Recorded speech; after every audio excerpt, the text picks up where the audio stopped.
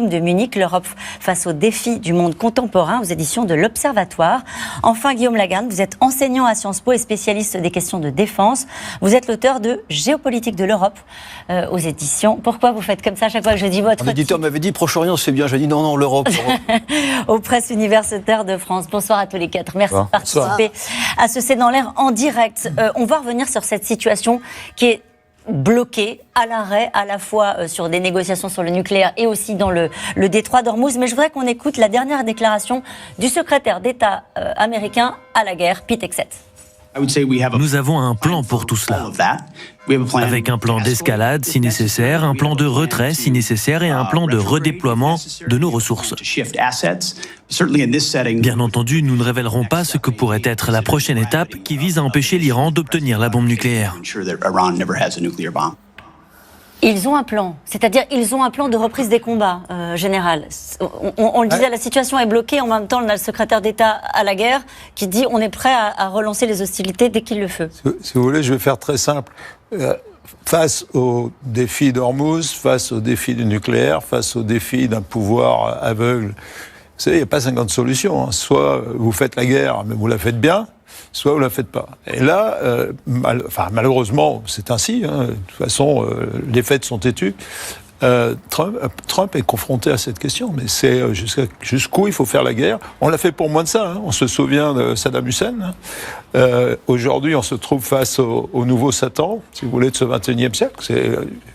C'est une appréciation qu'on peut partager ou non, mais enfin, en tout cas, c'est mon avis. Et donc, il va se rendre compte que il peut appeler ça une opération spéciale, c'est ce que fait Poutine. Mais en tout cas, c'est la guerre. C'est-à-dire qu'il faut y aller. On ne va pas faire des opérations particulières. Il ne faut pas y croire. Ça ne va pas marcher. C'est-à-dire les opérations, par exemple, de libération du détroit, le projet Liberté, c'est ça ? Non, les Iraniens ont vraiment la main sur à la fois leur stock d'uranium et ils la mettent où ils veulent. Et on va en parler ce soir. Et d'un autre côté, malheureusement, ils ont pris la main sur le détroit d'Ormuz, qui est quand même un outil. Et pendant ce temps-là, ils ont toujours leurs outils stratégiques pour aller frapper là où c'est nécessaire et à moindre coût. Donc, il faut se mettre à leur place. Ils sortent pour l'instant vainqueurs de ce bras de fer. Pas tout à fait, parce qu'il y a quand même le blocage d'Ormuz qui les embête.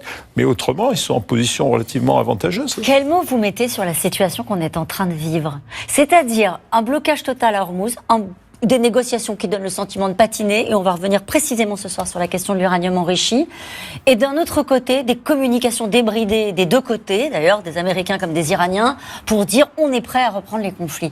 Ça s'appelle comment, ça ? Ni paix ni guerre, mais ça ne signifie pas qu'on n'est pas en pleine crise, et ça ne signifie pas que ça ne va pas reprendre, et ça ne signifie pas qu'on n'a pas assisté à une guerre de relative haute intensité ces derniers mois, et ça pourrait très bien revenir. Mais des situations comme celle-là, dans l'histoire longue des conflits, vous en avez pas mal, donc c'est pas totalement original. Ensuite, vous parlez de plan tout à l'heure. En fait, tout pays, toute puissance qui se respecte, surtout en temps de crise, voire de guerre, a nécessairement des plans. Ça ne veut pas dire que Trump et Pete Hegseth sont particulièrement compétents en matière militaire. Je pense qu'ils ne le sont pas. Mais ça ne signifie pas que l'état-major, lui, est incompétent. Manifestement, il y a des plans. Et à la fin des fins, c'est le chef de l'exécutif qui choisit tel ou tel plan proposé par l'armée en fonction de ses objectifs. Et le problème avec Trump, c'est que les objectifs, ils sont pas clairs. Moi, je pense que sur le plan économique à long terme, ils sont relativement clairs. On pourrait y revenir. C'est le mercantilisme absolu. C'est le nord de sa boussole. Mais sur le plan politique, diplomatique et donc militaire, c'est pas extrêmement clair. Mais ça ne veut pas dire que les États-Unis vont perdre ce conflit sous prétexte que les deux ou les trois chefs de l'exécutif ne sont pas très compétents sur le plan militaire. Pardon de poser la question comme ça, mais qu'est-ce qu'on attend ? Qu'est-ce qu'il attend ? Qu'est-ce qu'ils attendent, les Américains ? Quand je vous dis dans quel moment sommes-nous, c'est-à-dire ils attendent un refus, un échec total des négociations. On sait que des négociations, on peut les maintenir comme ça, en mode survie, comme il le dit, pendant des mois et des mois. Ça peut être quoi le déclencheur ? Alors moi je pense que chacun attend un critère précis de victoire. Alors ce qui serait un critère à ses yeux bien évidemment, mais je pense que Trump à l'approche, et on le dit depuis plusieurs mois, des midterms dont entre parenthèses il se fiche aux trois quarts à mon avis. Je ferme la parenthèse. Mais en tout cas vous avez quand même dans une démocratie des échéances importantes. C'est vrai d'ailleurs pour Netanyahou, on pourrait y revenir, et c'est encore plus vrai parce que pour le coup les élections législatives en Israël c'est dans quelques mois et Netanyahou n'est absolument pas sûr aujourd'hui en vertu de ce que disent les sondages sondages de l'emporter. Mais quelque part, c'est vrai aussi pour la République islamique d'Iran. C'est-à-dire, est-ce que le général Paloméros vient de dire, et juste tant que le régime est au pouvoir, lui, il peut considérer qu'il n'a pas perdu. Mais attention, sur le plan militaire et économique, aujourd'hui, l'Iran, me semble-t-il, n'est vraiment pas, pour l'instant en tout cas, vainqueur de ce bras de fer. C'est ce que dit Donald Trump. Il a posté sur son réseau social des images créées par IA juste avant de s'envoler pour la Chine. Et on va parler ce soir aussi de son voyage très attendu à Pékin. Donc, bye bye fast boat. Donc, on va voir ces images dans un instant. Voilà, bing bing gone. Voilà. Donc, il met en image la supériorité militaire des États-Unis vis-à-vis de l'Iran dans ce discours qu'il a depuis le début, qui est de dire militairement, c'est plié, ils ont perdu, nous sommes les plus forts. Oui, militairement, il est évident que la puissance américaine est supérieure à celle de l'Iran. La guerre, c'est pas que du matériel militaire, c'est aussi un affrontement des volontés. Et après, il faut trouver le chemin pour pouvoir s'en échapper. Moi, je crois que la période qu'on vit en ce moment, c'est une des périodes de la guerre. On est habitué, le qui se passe aujourd'hui, c'est la guerre qui, en fait, ne s'est pas terminée. Elle est ponctuée par des petits cessez-le-feu plus ou moins respectés. On est plutôt dans une phase de guerre économique aujourd'hui et de guerre aussi politique. Mais cette guerre ne s'est pas terminée. Tant qu'elle ne sera pas terminée, on ne sait pas qui va la gagner. Le problème, c'est que, alors, je pense que Donald Trump, on a l'impression qu'il n'a pas d'objectif, il est erratique, il change d'avis. Tout cela est vrai, mais sur une chose, il a un objectif. Et il est contradictoire avec l'objectif des Iraniens. C'est pour ça que c'est un peu le nœud gordien de cette histoire, c'est que Donald Trump a toujours dit qu'il ne voulait pas de bombes nucléaires iraniennes. Oui, en cela, il est d'accord avec les Israéliens, il est d'accord avec les Européens, et les Iraniens ont toujours pensé très fort, si fort que ça se voit dans leurs actions, qu'ils veulent la bombe nucléaire iranienne. Donc, c'est là que c'est très très compliqué. Pardon. C'est là que c'est compliqué, mais ce soir, pardon, je vous coupe parce qu'on va vraiment rentrer dans le détail de la question du nucléaire, parce que on était passé sur le blocage du détroit d'Ormuz et on était focus et les Iraniens. Un mot pour qualifier la situation dans laquelle nous sommes aujourd'hui. Est-ce qu'on est dans la guerre, comme le dit à l'instant Isabelle Lasserre? Je pense qu'on est dans une situation de type tolstoïen, c'est la guerre et la paix, c'est-à-dire vous avez à la fois un cessez-le-feu qui continue de prévaloir, aucun des protagonistes ne l'a dénoncé, et en même temps vous avez des opérations militaires qui se poursuivent, frappes iraniennes sur des bateaux américains, frappes américaines sur des navires iraniens, et puis apparemment aussi il y a eu des échanges de tirs avec les Émirats arabes unis. Donc on est dans cette situation qui n'est pas d'ailleurs sans ressembler à celle du Liban, où un cessez-le-feu théoriquement prévaut, mais les opérations militaires se poursuivent. Sur le bilan de ces opérations militaires, moi ce que je voudrais dire c'est que on a quasiment 24 heures après le début des opérations américaines commencé à parler d'enlisement, de bourbier. C'est quand même aussi un peu un lieu commun. Dès qu'il y a une opération occidentale et américaine en particulier, on pointe du doigt tout de suite les difficultés. Quand même, je trouve que quand on compare cette opération à celle qu'on a, nous, tout récemment connue, rappelez-vous l'Irak, rappelez-vous l'Afghanistan, le bilan américain, pour l'instant, il est très, très, très modéré. Ils ont eu 14 morts, dont 6 par accident au Koweït. En face, on ne sait pas très bien l'étendue des pertes iraniennes, mais c'est probablement des centaines, voire des milliers de soldats iraniens, et l'ensemble quand même du gouvernement qui a disparu. Donc, je trouve que, à part sur un plan économique, où effectivement le prix du gallon aux États-Unis a augmenté, pour l'instant, le bilan, il n'est pas catastrophique. Et je suis d'accord avec ce que disait Isabelle Lasserre, c'est une guerre de long cours. C'est une guerre qui a démarré, et il a raison de le dire, M. Trump, en 79. D'ailleurs, il y a déjà eu des affrontements directs, on l'oublie, mais irano-américains à la fin des années 80, dans le Golfe, à nouveau sur le détroit d'Ormuz. C'était déjà le problème du transit de ce détroit. À l'époque, c'était pour les Koweïtiens et les Irakiens. Et je termine là-dessus. Je pense qu'il faut attendre, il faut voir ce qui se passe. Vous posiez la question des objectifs. Moi, je pense que du côté américain, ils sont toujours sur l'idée que le blocus du blocus va marcher. Et vous savez que selon les observateurs, l'Iran en aurait pour 15 jours à 6 semaines avant que de gros problèmes interviennent dans son industrie pétrolière. En tout cas, c'est un cessez-le-feu qui ne tient qu'à un fil, et un détroit des explications patine aussi et se heurte à la question centrale, les stocks d'uranium enrichi. Théo Manval. Le cessez-le-feu est au plus mal, après cette saleté qu'ils nous envoyait. Je n'ai même pas fini de la lire. J'ai dit, je vais même pas perdre mon temps à lire ça. Le cessez-le-feu est au plus mal en ce moment. Il est sous assistance respiratoire. La seule chose que nous avons réclamée, ce sont les droits légitimes de l'Iran. L'arrêt de la piraterie maritime contre les navires iraniens, la libération des avoirs appartenant au peuple iranien, injustement bloqués depuis des années à cause de la pression des États-Unis sur les banques étrangères. Est-ce que cela constitue des revendications excessives? Point de blocage toujours, la question nucléaire, mentionnée 14 fois en 1 heure hier par Donald Trump face à la presse. L'Iran ne peut pas avoir l'arme nucléaire. C'est très simple, l'Iran ne peut pas avoir l'arme nucléaire. L'Iran ne peut pas avoir l'arme nucléaire et ils ne l'auront pas. Le président américain douterait-il finalement d'avoir réussi à anéantir les capacités nucléaires iraniennes? Stock d'uranium réduit en poussière selon lui. Quelqu'un m'a demandé comment nous comptions récupérer leur poussière nucléaire. Nous allons y aller avec les Iraniens, avec des pelleteuses. Il nous faudra les plus grosses pelleteuses du monde. Mais nous allons le faire. Nous allons ramener ça aux États-Unis, tout simplement. Rhétorique désormais reprise par son allié israélien. On y va et on le sort. Effectivement, cet uranium enrichi est dans des bonbonnes, on appelle ça des cylindres. Donc techniquement, c'est faisable. Ça a été déjà fait au Kazakhstan, par exemple, en 1994. C'était le projet SAE, ces quantités d'uranium enrichi. Ce soir, le régime iranien menace. Nous allons revenir sur cette menace iranienne sur le nucléaire. Nous sommes en ligne ce soir avec Sonia Dridi. Bonsoir Sonia, merci d'être avec nous. Je rappelle que vous êtes en duplex de Washington, correspondante aux États-Unis pour LCI et France 24. On le voyait très bien dans ce reportage. Ça fait des semaines que l'on parle de l'obsession de Donald Trump de libérer le détroit d'Ormuz. Mais depuis quelques heures, depuis quelques jours, revient sur le devant de la scène la question de l'uranium enrichi, des stocks iraniens d'uranium enrichi. En réalité, quand on critique Trump en disant qu'il n'a pas de but de guerre, c'est ça son but de guerre. Est-ce que c'est comme ça que vous le lisez aussi, Sonia Dridi ? Oui, je dois vous dire que ça fait quand même depuis plusieurs semaines qu'aux États-Unis, Donald Trump vraiment affiche ce but de guerre principalement. C'est vrai qu'au départ, il avait appelé le peuple iranien à se soulever en disant que les États-Unis allaient apporter de l'aide, mais honnêtement, très vite, il a parlé de cet uranium enrichi et surtout de la question du nucléaire plus généralement, en disant les Iraniens ne peuvent pas se doter de l'arme nucléaire.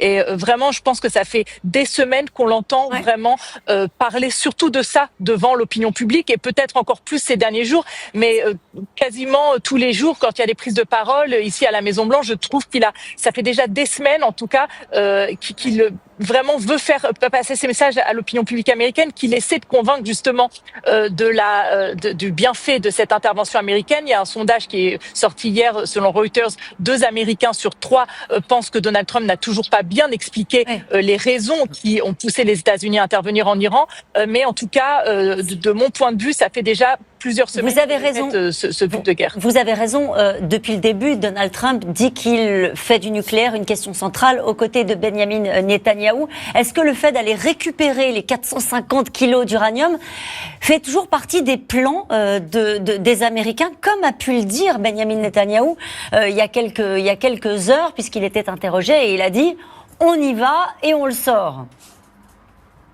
Oui, en tout cas, c'est une des options chez les Américains. Hier, dans l'aile ouest de la Maison-Blanche que vous pouvez voir derrière moi, il y a eu une réunion entre Donald Trump et son Conseil de sécurité nationale, notamment avec le vice-président J.D. Vance, le secrétaire d'État Marco Rubio, encore le directeur de la CIA. Et cette réunion avait pour but de parler d'une éventuelle reprise des hostilités. Donc, on sait que c'est une possibilité. Et Donald Trump est pressé, en fait, pour pouvoir se sortir de cette guerre, parce qu'il a vraiment de plus en plus la pression, même aux gens des gens au sein de cette administration, sa chef de cabinet Susie Wiles et d'autres.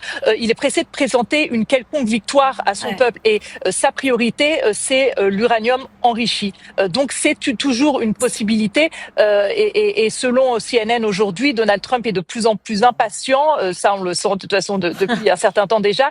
Et en tout cas, il est plus enclin aujourd'hui à une reprise des hostilités qu'il ne l'était il y a encore quelques jours. Juste une dernière question avec vous, Sonia Dridi. On a l'impression, c'est ce qu'on entend ici, que rien ne se passera de toute façon venu de Washington à partir du moment où Donald Trump va s'envoler pour Pékin. Tout est mis entre parenthèses. Et quel est l'état d'esprit du président américain à la veille de son voyage en Chine très attendu ? Oui, c'est ce qu'on sent ici aussi. Donald Trump, son état d'esprit, hier, il était dans le bureau ovale, il a vanté sa relation avec le Premier ministre chinois. Évidemment, la question commerciale va être au cœur de cette visite, mais on sent aussi que Donald Trump aimerait bien pouvoir débloquer la situation dans le détroit d'Ormuz avec cette rencontre avec le président chinois. D'ailleurs, je crois que c'est hier qu'il a dit que le président chinois avait très envie de débloquer la situation dans le détroit d'Ormuz. Ce voyage a quand même été déjà repoussé une fois. Donald Trump espérait régler cette question iranienne avant ce voyage. Donc là, vraiment, ça commence à se prolonger et on sent qu'il est de plus en plus impatient. Donc évidemment, il compte sur cette visite peut-être pour trouver un débouché. Et vous aurez peut-être des déclarations dans les prochaines heures parce qu'il doit décoller ici depuis la Maison-Blanche pour la Chine et il y aura forcément beaucoup de questions des journalistes. Merci beaucoup Sonia Dridi d'avoir été avec nous. Ce que disait Sonia, c'est-à-dire depuis le début, il y a l'obsession de Donald Trump sur le nucléaire et l'hypothèse de reprendre les combats pour aller chercher une victoire et donc les 450 kilos d'uranium enrichi, ça reste une hypothèse qui est sur la table. Il faut bien se mettre à la place, si on peut, du pouvoir iranien.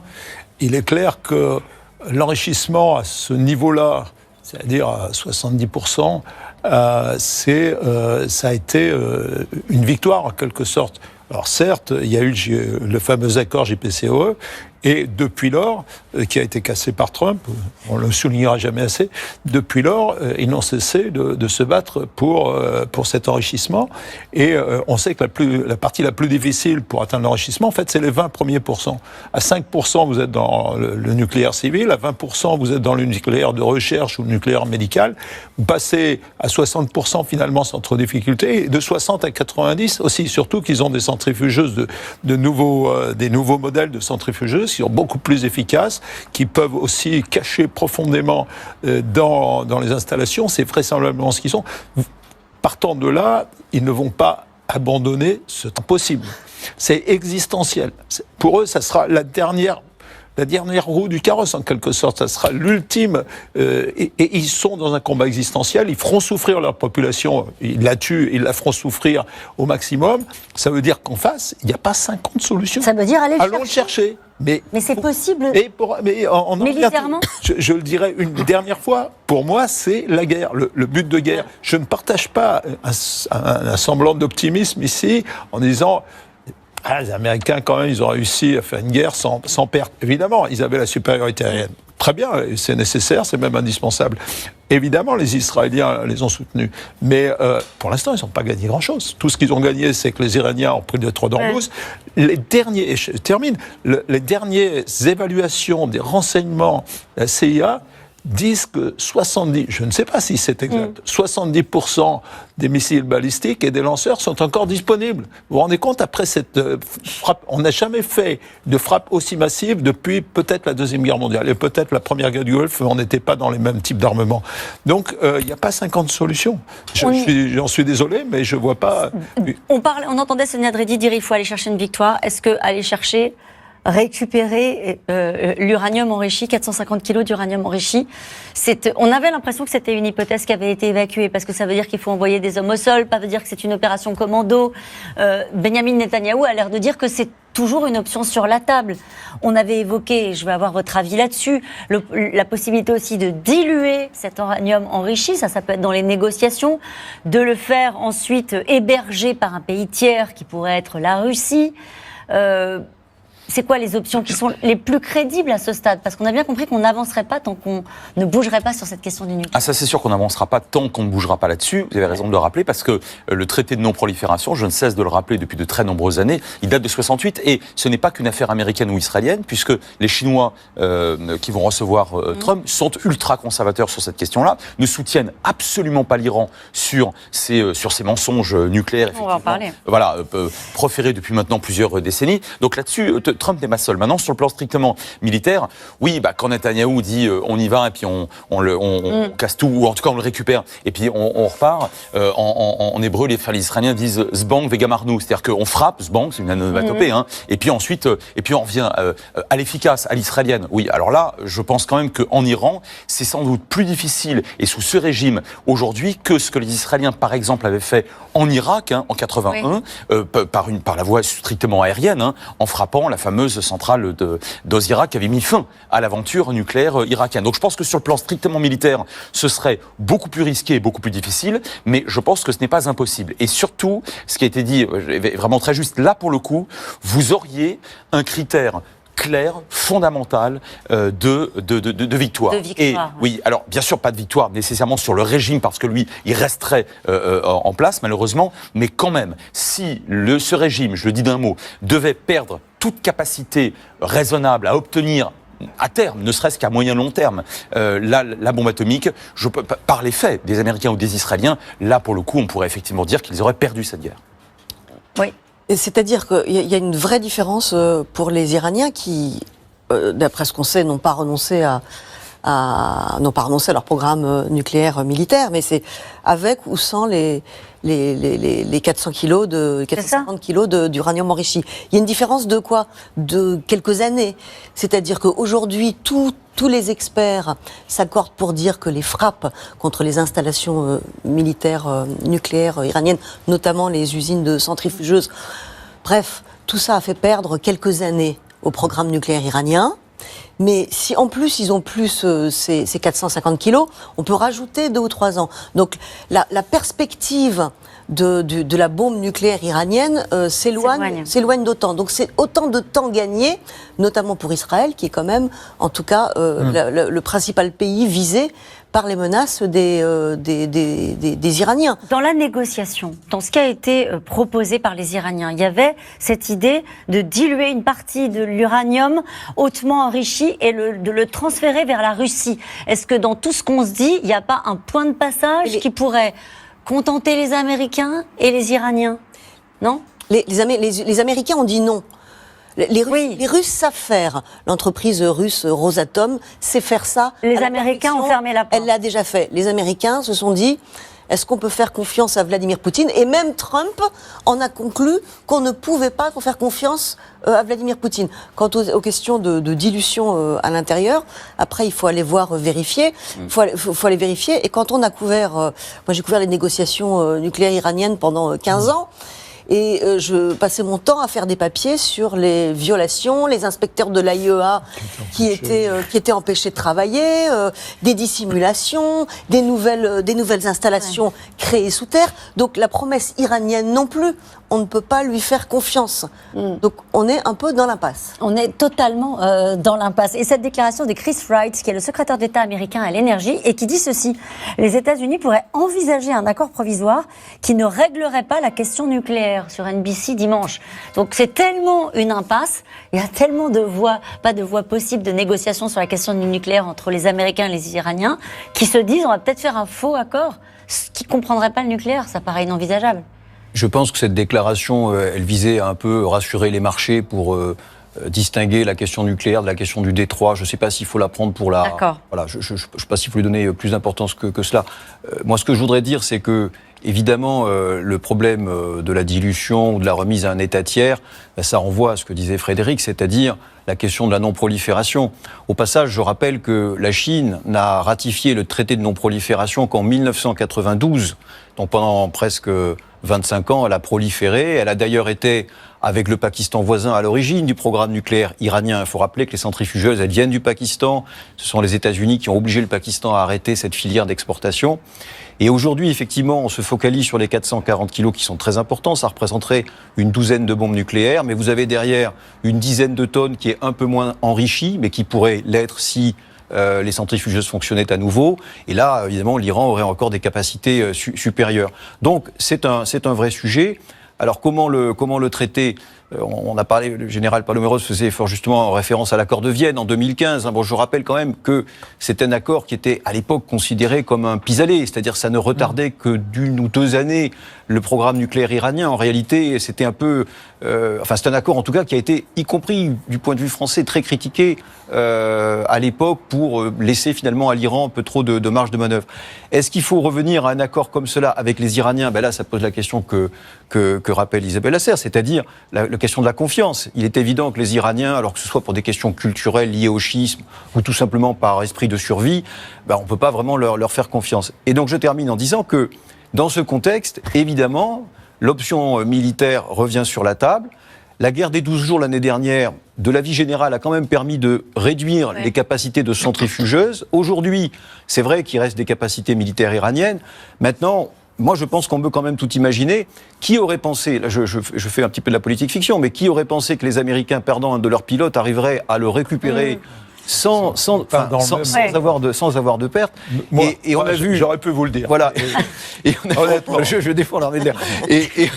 Et on a vu dans cette guerre des performances assez stupéfiantes. Par exemple, le fait que les Israéliens puissent, en plein territoire irakien, créer avoir une base. Là, après, bon, donc encore une fois, je ne survalorise pas l'action militaire. Je suis d'accord qu'elle est dangereuse et effectivement, ça pourrait être l'occasion de pertes humaines pour les Américains. Mais il est vrai quand même qu'il existe des options militaires. Mais justement, pour poursuivre notre discussion, quand on parle d'options militaires, et si on veut une victoire, si les États-Unis veulent une victoire claire, ça veut dire une option militaire pour aller récupérer cet uranium enrichi. C'est ça aujourd'hui, ou alors continuer à détruire des installations énergétiques. Non, mais moi je pense. Est-ce que c'est devenu au fond le dernier but de guerre militaire des Américains, c'est-à-dire aller récupérer cet uranium? Depuis le début, il y a une discussion sur ces objectifs militaires. Il est évident que lorsque vous faites la liste de toutes les nuisances que provoque l'Iran, le fait que l'Iran ait de la bombe nucléaire, c'est la nuisance ultime. Imaginez un Iran nucléaire aujourd'hui, il pourrait bloquer le détroit d'Ormuz et personne n'aurait rien à dire parce qu'il serait complètement,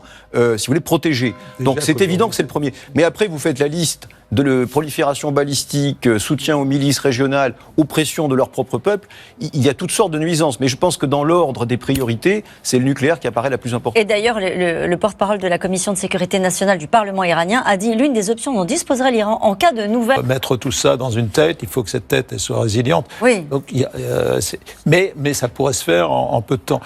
Moi, il me semble que le dilemme, finalement, il se résume à un point. C'est que le nucléaire est le centre de gravité de tout ça, et que c'est à la fois un objectif affiché par Trump et encore plus par Netanyahou, les deux ensemble, mais c'est aussi peut-être l'échappatoire.